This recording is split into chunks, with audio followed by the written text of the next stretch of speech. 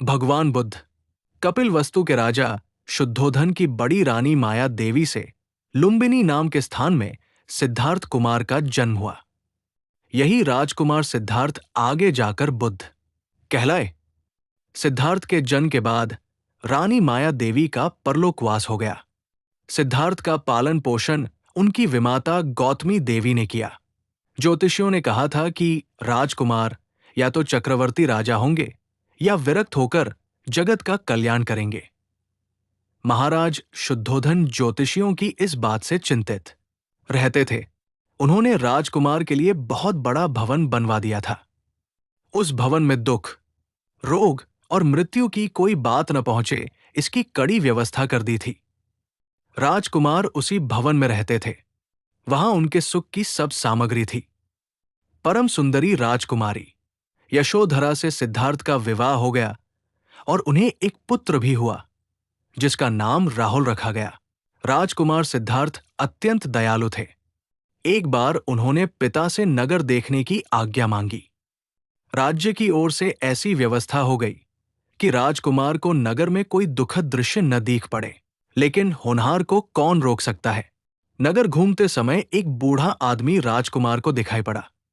इसी प्रकार जब वे दूसरी बार नगर घूमने निकले तो एक रोगी उन्हें मिला और तीसरी बार एक मुर्दा उन्होंने देखा। इन दृश्यों को देखकर उन्होंने समझ लिया कि बुढ़ापा या रोग सबकी सुंदरता और बल को नष्ट कर देंगे। सबको मरना पड़ेगा। इससे संसार के सब सुखों से उनका मन हट गया। बुढ़ापा, रोग और मृत्यु पर कैसे विजय पाई जाए, यही बात सोचने लगे। संसार के सुखों से वैराग्य हो जाने पर अमरता की खोज का सिद्धार्थ ने निश्चय कर लिया। एक दिन आंधी रात को चुपचाप राजभवन से निकल पड़े। उनके साथ उनका घोड़ा और सारथी था। आगे जाकर अपने राजसी कपड़े उन्होंने उतारकर सारथी को दे दिए और उसे घोड़े के साथ राजधानी लौटा दिया। अपने केश काट डाले। तत्वज्ञान पाने की इच्छा से त्यागी के वेश में वे उस समय के प्रसिद्ध विद्वानों के पास गए, लेकिन विद्वानों की कोरी पंडिताई से उनको संतोष नहीं हुआ। अंत में वे वन में कठोर तप करने लगे। बहुत दिनों तक निर्जल निराहार रहकर तप करने से शरीर शक्तिहीन हो गया। पीछे ये बात उनके ध्यान में आई कि शरीर को बहुत अधिक कष्ट देने से ही कोई लाभ नहीं होता। ये निश्चय करके वे वहां से उठे और सुजाता नाम की एक श्रद्धालु महिला की दी हुई खीर खाकर फिर बोधि वृक्ष के नीचे आसन लगाकर बैठे। इस बार मन के सब दोषों के मार्ग को उन्होंने पराजित कर दिया। ज्ञान बोध को प्राप्त करके सिद्धार्थ कुमार गौतम बुद्ध हो गए। बुद्धत्व प्राप्त होने पर सबसे पहले काशी के पास सारनाथ में चतुर्वर्गीय भिक्षुओं को बुद्ध ने उपदेश किया। उसके बाद उनके अनुगामियों की संख्या बढ़ने लगी। बहुत से राजाओं, राजकुमारों तथा विद्वानों ने बुद्ध से धर्म की शिक्षा ली और उनके धर्म को स्वीकार किया। भगवान बुद्ध कहते थे, संसार दुःखमय है।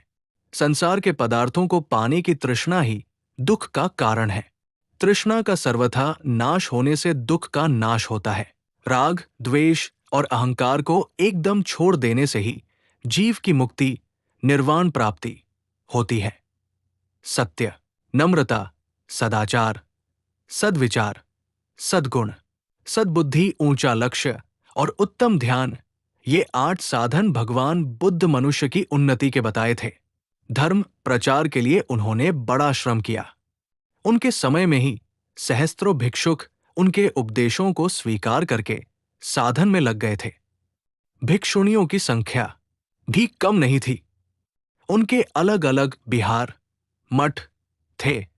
इस प्रकार 45 वर्ष धर्म प्रचार करके 80 वर्ष की अवस्था में कुशीनगर में बुद्ध ने निर्वाण प्राप्त किया।